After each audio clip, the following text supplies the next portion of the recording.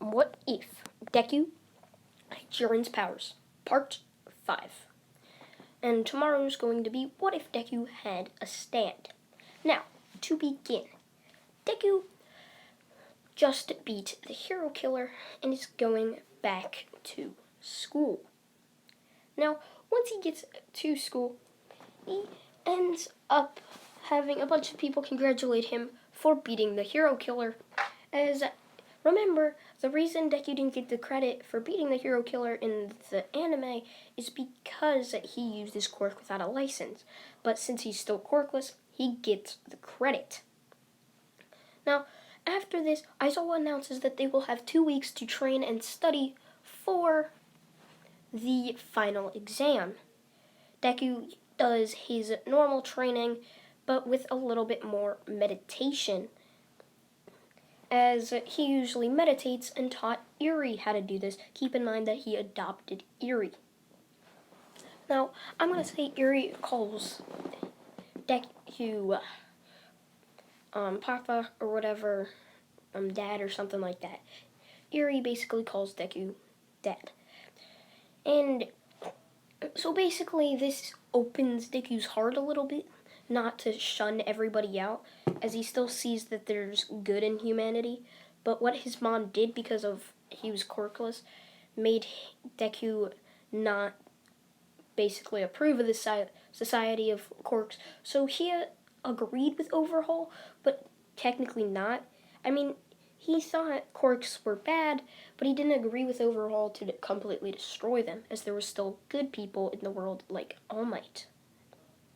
So, after the 2 weeks end, Deku is ended up paired by himself against the Big Three and All Might together, which All Might and the Big Three have no weights on, which everyone's like, wait, why is All Might and the Big Three versing them, or Deku? As Nezu pops out of Aizawa's scarf and says he's versing them because he's probably stronger than all of them. We just haven't seen his true power yet. And during this time, Deku's focusing on the weak points of his enemies, which is All Might, Jirohado, Tamaki, and Mirio, which just happens to be a girl. I'm sorry if you guys didn't want it to happen, but she's still gonna have like the same personality, but just a girl. That's like just the same thing. I don't understand how you guys said that something bad or like her personality would change. Well, not really. And you guys also said that since she's a girl with that quirk, something could happen with a blind spot or whatever, which I'm going to say there's support gear for that, so she doesn't have to do that every single time. So, Deku focuses on the weak points, mainly focusing on All Might, trying to get the strongest out first. He sees All Might's weakness, which you guys all saw in the anime if you watched it, that big crater-like thing in his chest. So, as soon as Deku hears go, Deku launches himself, or Deku actually gets into a stance and readies himself. All Might launches at Deku, only for Deku to sidestep and punch All Might's weak point, dropping All Might to his knees as Deku chops All Might's neck, knocking him out. As Deku puts cuffs on him and kicks him to the side. So he's like, as he cracks his neck, and he's like, now that that's over with, guess it'll be a lot easier to beat you. As Mirio tells Nejiro Nejiri and Tamaki that they need to work together to bring Deku down. Which Deku sees this like, work together, huh? I've never done that before. Can't possibly be stronger than I am, or something like that. As they all rush at him, as one punches one side, the other punches, and then one goes for an uppercut, Deku jumps back, as they keep their onslaught of punches never getting in each other's way, which pushes Deku to use more power. As he's like, teamwork. It's done a lot before he somehow gets punched into a wall by Mirio. Deku's like, I was quite strong, but nothing near to hurt me. As he stands up and launches himself at the group. Deku smirks and he's like, you three think you're the strongest of the school. Well, I think not.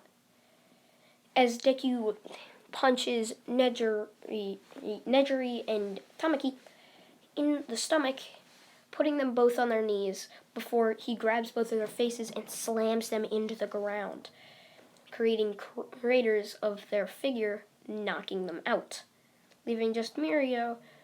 When Deku tries to punch her, she phases through the ground as Deku can still sense his ki.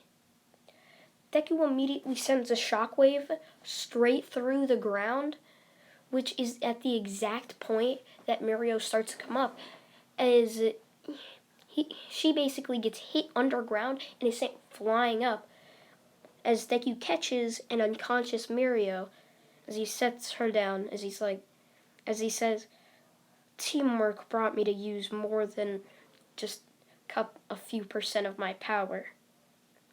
I didn't think it was possible to work with somebody without them getting in your way. But you three proved me wrong. As this is basically the Goku Frieza moment with Jiren, as the three of them just opened Deku's eyes to teamwork. But as Deku's like, now I don't need... So basically, it's like, now I see why you all did so well and are the big three. Your ability to work together. As Deku walks and cuffs all the other people, winning. Or cuffs the big three. Now, Deku just beat All Might in the big three, which kind of shocks everybody because everyone just thought Deku was just lying about his power and thought he was an overconfident, quirkless kid. I mean, the first exams don't really lie, but they pretty much think he was, because UA is full of just people who don't know what they're talking about.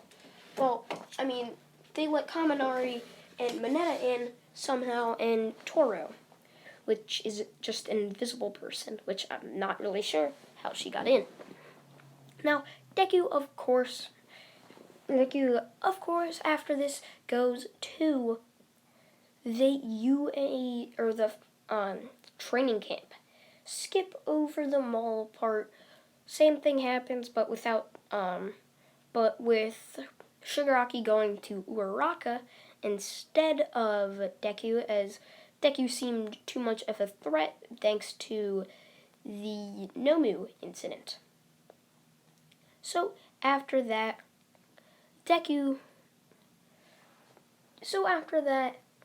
they're going to the training camp.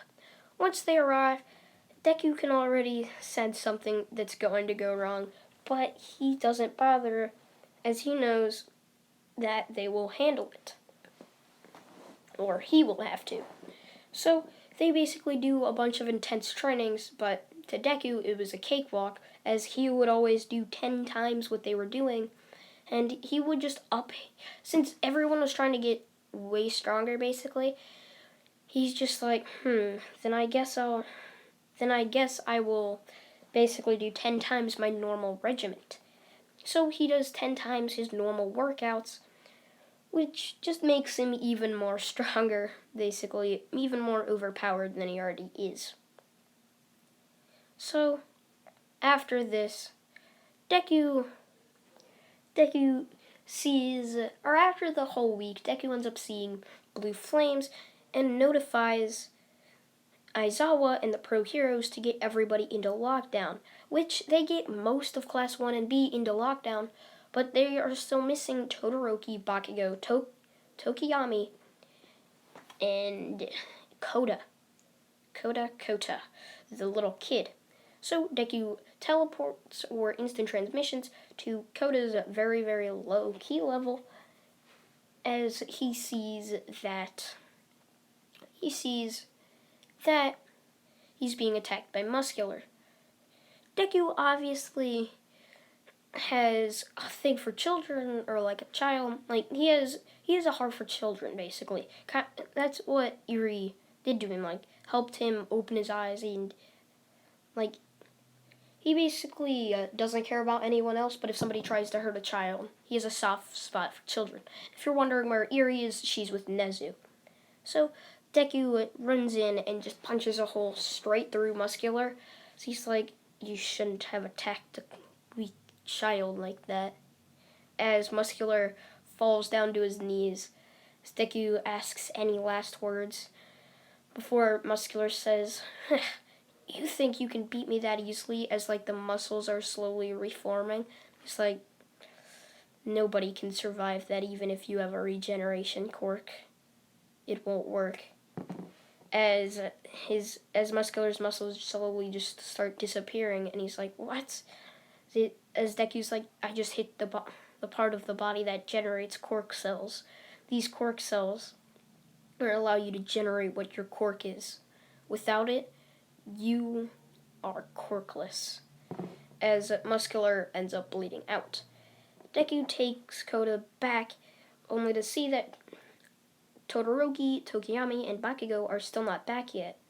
He gets kind of annoyed by this and starts running out to see them fighting Moonfish, Mustard, who's knocked out on the ground, Dabi, Toga, and Shigaraki, and Mr. Compress.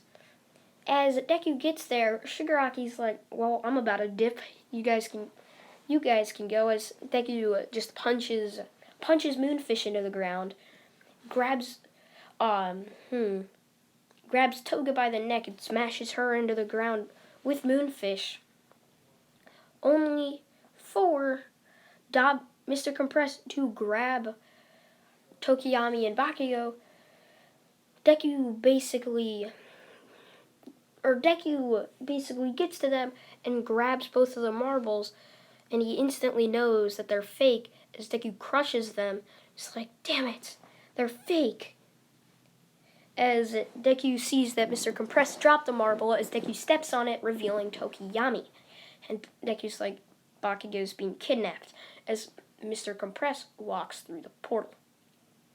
Now, after this, Deku goes and tells the teachers that Bakugo has been kidnapped and that other people are also injured.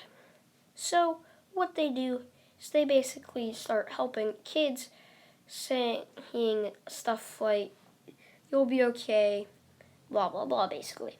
So a week's time goes by and Deku is called in to say, okay, today we're going, or he's called in with the big three and All Might, and says, today we're going to be going out to find Bakugo. And Deku's just like, I could just instant transmission to them. They're like, yes, but we don't want to start a real big fight.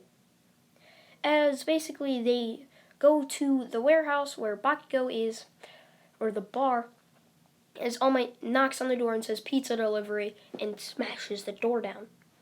He walks in, grabs Bakugo, or Deku walks in, grabs Bakugo and jumps out, and he senses the key of his classmates, so he goes to them and says, why are you here? At least take Bakugo away. As Deku gives them Bakugo. After that they see that a bunch of Deku turns around to see that Nejiro Hado, Kamakiri, I think, and all the other pro heroes besides All Might and Mirio are knocked out. As Deku rushes over to them, starts checking if they're still alive. He notices that none of them are dead, but he sees that All Might is barely defend off everything as he jumps and tackles Mirio to get her away from a massive gush of wind that just hit where she was standing. Deku's like, you can't stand here in the open right now. You have to get farther away. As Mirio's like, no, I have to help All Might. Only for Deku to hold her back. And he's like, no, you can't. Only to see All Might say, United States of Smash! And just makes a massive explosion. But to their horror, nothing happened. All for One blocked it and punches and inevitably kills All Might. This ultimately makes Mirio sad, but in All Might's last dying words, he gives Mirio a hair, and he's like, eat it, please. It will give you the strength to beat him. As Mirio eats the hair and instantly feels powerful. As Deku's like, it's a quirk called One for All. It's the quirk All Might had. Now you're almost as strong as him. And together we must use teamwork to beat All for One. Not really, but the legacy of One for All is needed to beat All for One. As they both charge right at All for One, as All for One mutters a few words saying, why do I hear boss music? I think I said that in the Garo thing too, but he says that as both Deku and Mirio both go in for a simultaneous double punch, hitting him in the helmet, smashing him to the ground. So they both go and hit him into the ground, kick him up, all doing this while both of them are doing this. And then Mirio says, smash! As Deku says, charges up a Kamehameha wave. Yes, he knows it. He says, Kamehameha, as Mirio's like, smash! As Deku yells, ah! Just obliterating All for One with a massive wind pressure of One for All. So Deku drops down and sees that Mirio broke her arm, as he's like, your self-sacrifice is admirable, Mirio. It's admirable. And that's where I'm going to leave it off, guys. Hope you guys did enjoy What If Deku Had Jiren's Powers Part 5. This is probably going to be a 7 or 8 part series, actually, which is going to be one of the longest series I've had since, I believe, What If Deku Had Ultra Instinct. But I hope you guys do enjoy. And yeah, guys, bye.